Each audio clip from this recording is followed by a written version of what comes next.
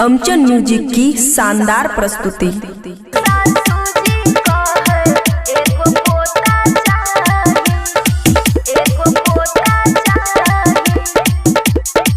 खुशी recording studio बलुआहा। पिया परदेसी एगो तोता चाहिए, पिया परदेसी एगो तोता चाहिए।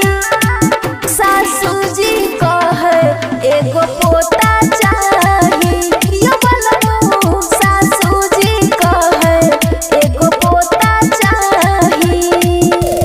डीजे गुड बनुआ एगो पोता चाहिए, सासू जी कहे एगो पोता चाहिए। देवरा दुलरुआ पिया भक्ति जमांगे, छोट की ननद सब आगे आगे भांगे।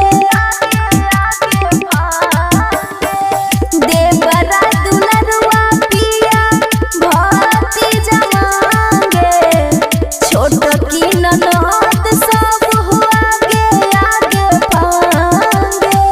अंगना में कहीं गो बेटा चाहिए, पिया परदेसी एगो तोता चाहिए। सासू जी कहे एगो पोता चाहिए, यो बलबू सासू जी कहे एगो पोता चाहिए। बुझलिए डीजे गुड बनुआनी, सासू जी कहे एगो पोता चाहिए,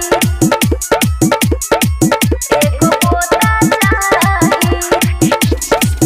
रोशन दीवाना पिया कर कुछ उपैया, का करबे तना कमा के तू रुपैया।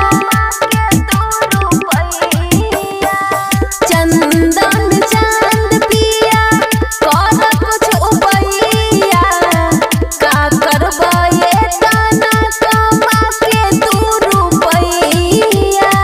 हरिहर टहनी पकोता चाहिए, पिया परदेसी एगो तोता चाहिए।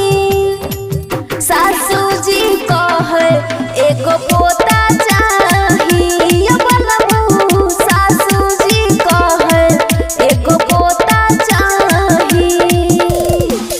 खुशी रिकॉर्डिंग स्टूडियो बलुआहा।